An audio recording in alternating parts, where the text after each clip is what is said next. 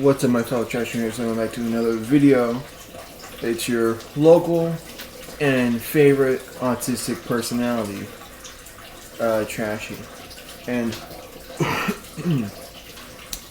I just made this video to just say I have nothing. I have nothing. There's nothing really recent going on. Except that I just remembered I watched Blood of Zeus. So, sorry for the little switch swap. But yeah, I do have a video I can make now. Sorry about that. But yeah, so probably that's what I'm going to review today. I'm going to review Blood of Zeus. It's a show on Netflix that's about a character who goes through a lot. Yeah. He does go through a lot, alright? But I'm going to do it right now. Spoiler warning for the rest of the video. Are they gone? They better be gone. Are they gone? Okay, I think they're gone. They have to be gone by now. So the series starts off with this character called Hera, who is, we get to find out that they have a twin brother, and they are the son of Zeus and a queen. And that's basically how the story starts off. This, I forgot to say, the setting is like ancient Greece. So they have all the mythology there with some new add-ons and rewritten bits. And that's basically it. I'm pretty sure it's made by the same people who did Castlevania and that one Hispanic show where they fight demons. Yeah, that's how you know this Blood of Zeus is gonna get weird.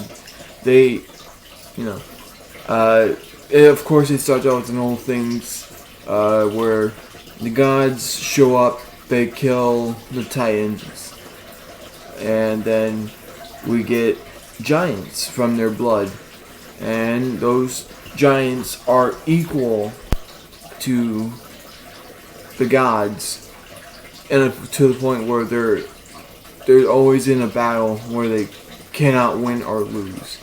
But that changes once the two giants go onto the side of the gods and they help defeat the other giants.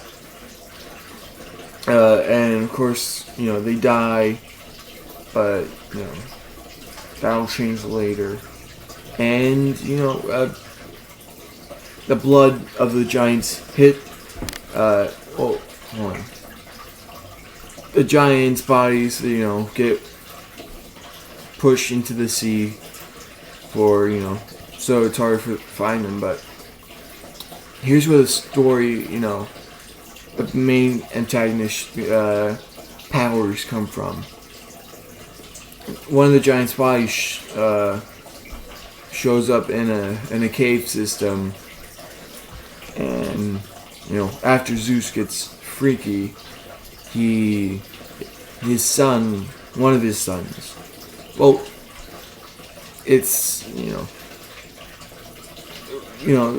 was the queen's husband rather than Zeus. The two separate children at the same time, and the king's child, he gets cast out after the queen and Zeus's kid made some bad decisions, because the king found out the queen got freaky with Zeus. And of course, any man in ancient Greece should have known, hey, Zeus is coming. And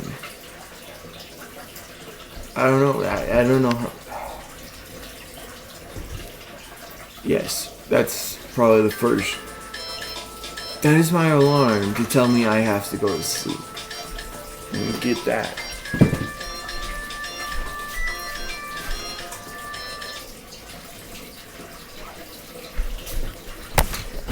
Sorry about that. So, yeah, that's, the king's son, is cast out, and then he finds the giant's body after running from some soldiers, and after touching it, he's like, oh no, I die, I must eat.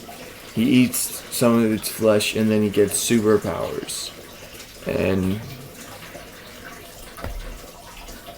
that's how he becomes like the main antagonist of sorts. Well, I would say he's like the second antagonist, and the main antagonist is Hera, of course. Because if you know anything about ancient Greece or their mythology, you should know that Hera is the main bad guy, basically. Not the Hera main character, but Hera the god. Because I'm pretty sure Hera is named after Hera and Hera's glory. Do you get it? Good. I'm not elaborating anymore. So, now that we covered that character and some of the backstory leading up to him becoming a second antagonist, let's cover the main character. He is just a demigod. That's it.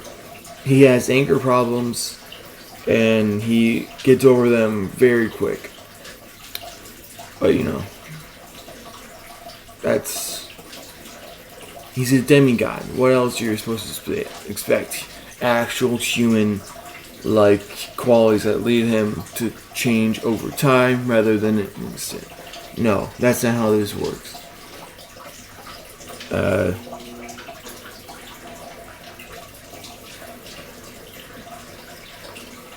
And that's basically all you need to. That leads up to the story, where Hera starts learning more about his past, and the past of basically every other character, and basically it's just like, uh-oh, bad guy, uh-oh, badder guy, uh-oh, badder guys, and that's basically the whole story. It goes from one bad guy to a badder guy to a group of bad guys. And if you really want to know the exacts of it, because I can't think of the rest of the story, just go watch it. It's on Netflix. But besides that, I think it was alright. I'd say it's not going to be, the best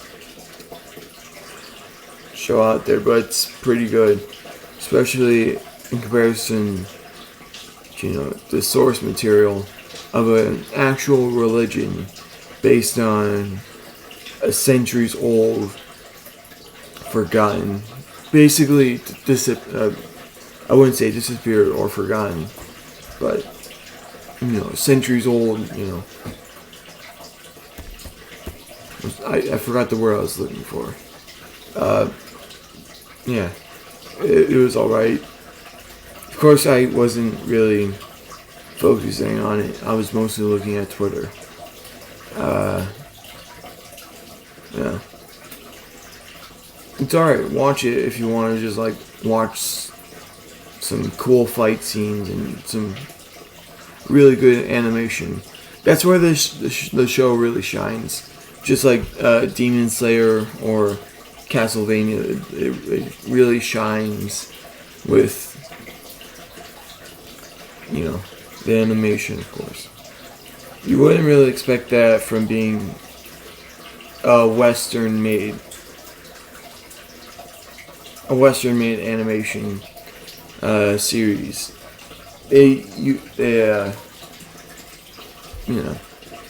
Except that's the thing with Western-made animation. They they spread out really good animation throughout because they have a higher budget, while Eastern animation is only really has really good animation for like when they really want to show off, like at the very end of a series where they have a huge fight, or they want to really exaggerate an action a character has, but that's kind of rare. But and that was Blood of Zeus. It's alright. Definitely a 6 out of 10. So if you really like